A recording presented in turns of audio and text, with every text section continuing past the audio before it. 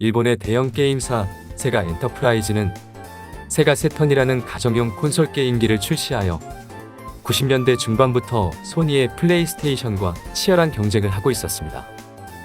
하지만 성공을 거두지 못했고 결국 90년대 후반 회사의 사원을 건 프로젝트로 128비트 게임기 드림캐스트를 개발 및 출시하면서 사회 이사직함을 주고 아키모토 야스시를 영입했습니다.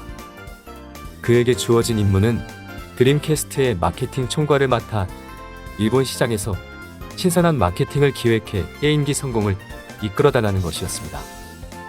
그는 두 가지 홍보 전략을 준비했는데 첫 번째는 세가의 모기업 CSK에 실제 전무직을 맡고 있던 유카와 히데카즈를 게임기 광고 모델로 전격 기용한 것입니다.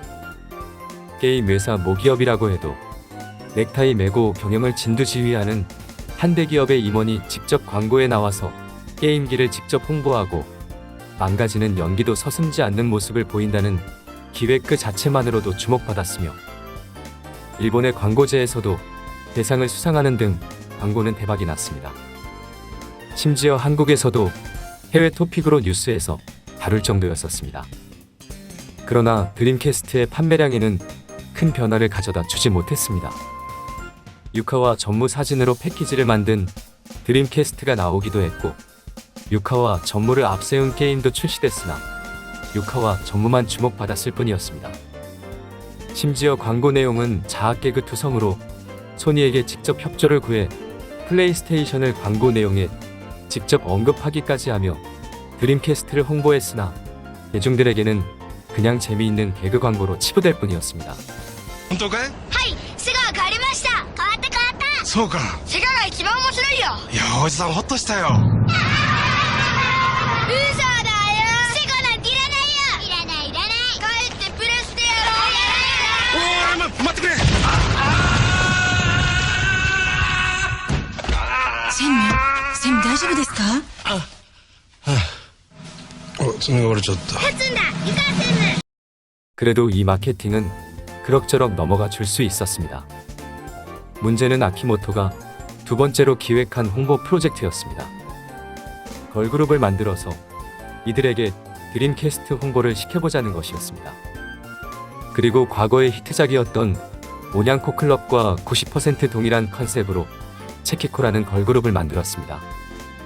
그저 온양코클럽과 똑같이 평일 오후에 계속 체키코의 전용 방송이 후지테레비에서 방송되었고 방송 말미에 체키코 멤버들이 드림캐스트 신작 게임이나 기기 홍보 멘트를 하는 정도여서 게임기 마케팅이 맞는지에 대한 논란이 많았습니다. 그리고 결국 유카와 전무 광고와 체키코 프로젝트에만 하나로 약 1000억 원의 비용이 투입되었습니다. 그러나 아키모토는 체키코를 만들어 놓고는 정작 기들곡의 작사가로 아예 참여조차 하지 않는 애매한 모습을 보였고 결국 10수년이 지난 기획안을 재탕한 문제와 모닝구 무스메라는 인기 걸그룹의 등장 등으로 체키코는 1년 만에 해체하며 세가는 큰 손실을 봤습니다. 그러나 이 걸그룹 방송 마지막에 나오는 협찬사 표기에 아키모토 야스시 사무소 이름이 버젓이 나오고 있음에도 현재까지 아키모토는 자신이 체키코 프로젝트에 참여한 적이 없다며 오리발을 내밀고 있습니다. 그리고 결국 아키모토는 2001년 세가의 사회 이사직에서 물러났습니다. 사실상 해고였습니다. 같은 해 아키모토는 추정소녀라는 2인조 걸그룹을 만들었습니다.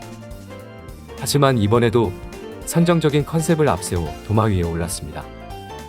중학생 멤버들에게 비키니 스타일의 옷을 입힌 것도 논란이었지만 애초에 의도치 않게 슬쩍슬쩍 치마 속 속옷이 보이는 것을 뜻하는 판치라 상황을 아예 컨셉으로 삼았기 때문이었습니다.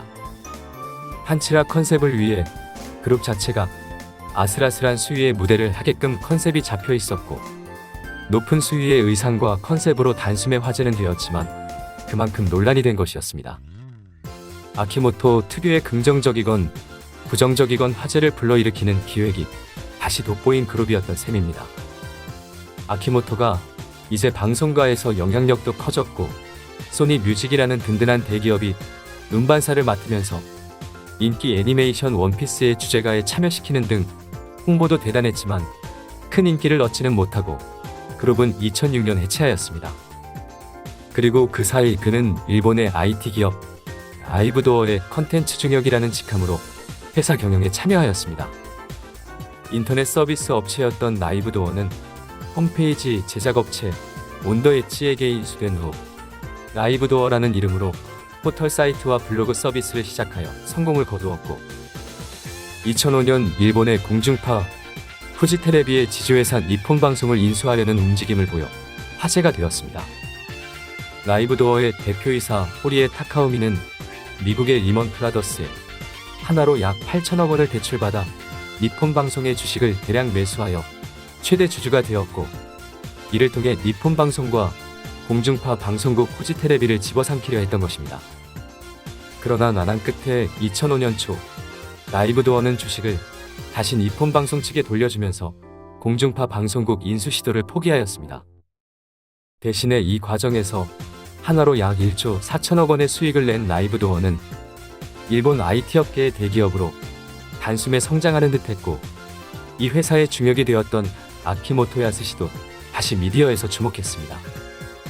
그러나 커진 인지도를 바탕으로 잘나가던 라이브도어는 2006년 증권거래법 위반 혐의로 대표이사 호리에 타카우미가 긴급 체포되면서 급작스럽게 나락으로 빠졌고 이 직후 아키모토 야스시는 회사 경영에 손을 뗐습니다. 그리고 자신은 라이브도어와 관련이 없다며 다시 한번 오리발을 내밀었습니다.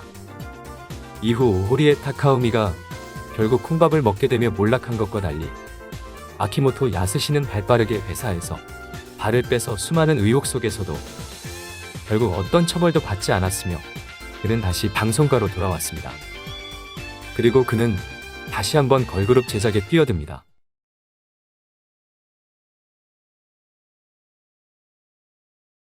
아키모토 야스시가 새롭게 기획한 아이돌 그룹은 다인원의 일반인 멤버들을 뽑아 전용 극장에서 상시 공연시키며 팬들을 불러 모으는 일명 만나러 갈 수 있는 아이돌이라는 슬로건으로 기획되었습니다. 그리고 방송작가답게 그는 신생 걸그룹은 하나의 스토리를 부여하고자 했고 그 과정에서 아이디어가 된 것이 지방의 인디 밴드로 출발해 인기 밴드로 거듭나는 뮤지션들의 성장 스토리였습니다. 그러나 그의 초기 기획에는 한 가지 고민거리가 있었습니다. 바로 돈이었습니다. 온양코 클럽은 공중파 방송사, 후지TV가 체키코는 대형 게임사 세가가, 그리고 추정소녀는 애초에 2인조이라는 적은 멤버 수이기도 했지만 소니 뮤직이라는 든든한 스폰서가 있었습니다. 그러나 온양코 클럽 이후로 그는 방송 작가 겸 작사가로는 계속 히트작을 배출했지만 아이돌 프로듀서로서 제작한 그룹들은 번번이 실패하여 스폰서로 참여한 여러 기업들의 큰 돈만 까먹으면서 평판이 나빠져 있었습니다. 그래서 그에게 선뜻 스폰을 해주겠다는 회사가 나타나질 않았습니다. 사실 아키모토가 연예계에서 잘 나가며 꽤 자산가이기도 했지만 그의 사재만으로 도쿄 한복판에 전용 극장을 세우고 여기에 활동할 다인원의 걸그룹을 제작해 활동시킨다는 것은 무리가 따랐기 때문에 어떻게든 스폰서가 필요했고 난항 끝에 그와 손을 잡은 인물이 시바 코타로라는 사람이었습니다. 시바 코타로는 몇몇 보도에 의하면 사채업에 몸담았던 것으로 추정되는 자산가였고 덕분에 자금 조달 문제는 어느 정도 해결했지만 자금 조달이 해결되자 이번에는 걸그룹 전용 극장을 만든다는 컨셉이 문제가 되었습니다. 사실 아키모토 야스시가 구상한 극장형 걸그룹의 개념은 이미 일본 아이돌 업계에 존재하고 있었습니다. 80년대 아이돌붐 이후 버블 경제의 붕괴와 아이돌에 질린 대중들의 반감으로 인해 J-팝씬은 밴드붐으로 촉발된 뮤지션들의 활약으로 아이돌들이 주류 미디어에서 밀려났던 시기가 있었는데 이때 마침 밴드붐 등으로 전국 각지의 다양한 규모의 라이브 클럽 공연장이 늘어나자 소규모의 라이브 클럽을 중심으로 활동하는 공연 위주의 아이돌들이 탄생하기 시작했던 것입니다. 이들은 백화점 등에 위치한 공연장에서 공연과 한국에서 연예인들이 팬사인회를 하듯 악수회 등을 하며 팬층을 넓혀갔는데 이 개념이 확장되어 수도 도쿄가 아닌 지방에도 비슷한 활동을 하는 일명 로컬 아이돌들도 조금씩 등장하기 시작했습니다. 일본은 시골에도 라이브 클럽이 하나쯤은 있다고 우스갯소리가 돌 정도였다 보니 도쿄 혹은 지방에서 작은 공연장들을 중심으로 활동시키면서 굿즈와 인디 음반을 팔고 메이저 아이돌과 다르게 접근성이 좋다는 장점을 살리면 매니아들의 지지를 얻어 수익을 얻을 수 있다 라는 결론을 낼 수가 있었습니다. 또 각 지방마다 지방 방송국이 나름 잘 뿌리를 내린 지역도 많이 있다 보니 지방 아이돌과 같은 경우 지역 방송국 위주로 방송 출연이 가능한 경우도 있었습니다. 즉 아키모토는 이 개념을 따와 공연형 아이돌 그룹을 자신이 프로듀싱하고 전용 극장 등을 통해 공연을 시켜서 좀 더 시스템화된 그룹을 제작하려고 한 것입니다. 하지만 기획 당시 특정 걸그룹만이 활동하는 전용 공연장을 만든다는 개념을 부동산이나 건물주들은 이해하지 못했고 심지어 유흥업소 등으로 오해하여 극장 부지 선정에 난항을 겪었습니다. 아키모토 야스시의 이름을 아무리 팔아도 먹히지 않았으며 우여곡절 끝에 2005년 12월 8일 약 250명의 관객을 수용할 수 있는 걸그룹 공연장이 일본의 애니메이션 매니아들, 소위 오타쿠들의 성지라 불리는 아키하바라에 위치한 돈키호테 건물 8층에 건립되었습니다. 그리고 AKB48이라는 그룹이 탄생했습니다. 그룹명의 유래는 아키하바라에서 따온 AKB의 당시 설립된 회사 오피스48의 사장으로 취임한 시바 코타로의 이름의 앞글자를 따온 숫자 48에서 따와 만들었습니다. 아키모토 야스시에 따르면 상품 개발 번호와 같은 느낌으로 그룹명을 지었다고 밝혔으며 전용 극장에서 상시 공연을 하며 팬을 모으는 형태로 그룹 활동을 준비했습니다.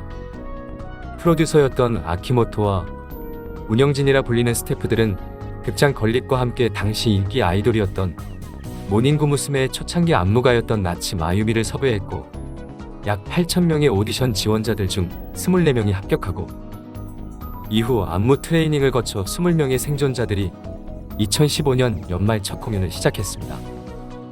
신생그룹이었지만 온양코 클럽에 관여했던 프로듀서이자 방송 출연도 제법 있었던 인기방송 작가 겸 작사가 아키모토 야스시가 프로듀서로 참여를 한다는 사실을 어필했기 때문에 지원자를 모집하는데 어느 정도 도움을 받을 수 있었습니다. 2005년 11월 1일에 안무 트레이닝을 시작해 정식 공연은 12월 7일에 이루어질 정도로 훈련 기간 자체는 짧았습니다. 그마저도 안무가 마유미가 일주일 더 트레이닝을 해야 한다고 해서 늘어난 기간이었습니다. 아키모토는 지방의 인디밴드가 인기 밴드가 되는 과정의 스토리를 따오겠다고 한 만큼 AKB48은 애초부터 트레이닝을 굳이 체계적으로 할 계획이 없었습니다. 물론 현실적으로 아키모토 야스시가 체계적인 트레이닝을 거친 아이돌에 제작 경험이 없던 점도 영향을 주었습니다. 그리고 AKB48 그룹의 운영 자체가 전용 극장에서 상시 공연을 하며 팬들을 모으는 방식이었기 때문에 일단 극장이 건립된 이상 먼저 공연 레파토리를 짜서 빨리 무대에 멤버들을 세울 필요가 있었습니다. 단기간 동안 초기 20명의 멤버들은 체계적인 보컬이나 댄스 트레이닝 없이 안무만 속성으로 외워 공연을 했고 운영진과 멤버들 모두가 직접 전단지를 돌려가며 공연 홍보를 하기도 했습니다. 처음에는 하나로 약 10,000원 정도 하는 티켓값을 받으며 주말에 총 2시간 공연을 3회 식으로 공연은 시작됐으나 관객도 없었고 적자는 계속됐습니다. 하지만 조금씩 관객이 늘어 2006년 초에는 정원인 250명을 꽉 채운 날이 나오기 시작했고 자체 제작 인디 싱글 2장을 발표하고 홍보를 위해 지방 투어를 시작하는 등 본격적인 활동에 돌입했습니다. 특히 두 번째 인디 싱글을 발표했을 때는 일본의 인기 음악 프로 뮤직 스테이션에 첫 출연을 했는데 멤버들의 회고에 따르면 함께 출연한 다른 가수들은 아마추어라고 할 수 있는 걸그룹이라는 부분 때문에 수근거리기도 했다고 합니다. 즉 인기도 없었고 아마추어틱한 걸그룹이라는 점 때문에 업계 관계자나 대중들의 반응도 좋지 않았지만 프로듀서 아키모토의 영향력 덕분에 일단 일본 최고의 인기 음악 프로에 출연을 따낸 셈이었습니다.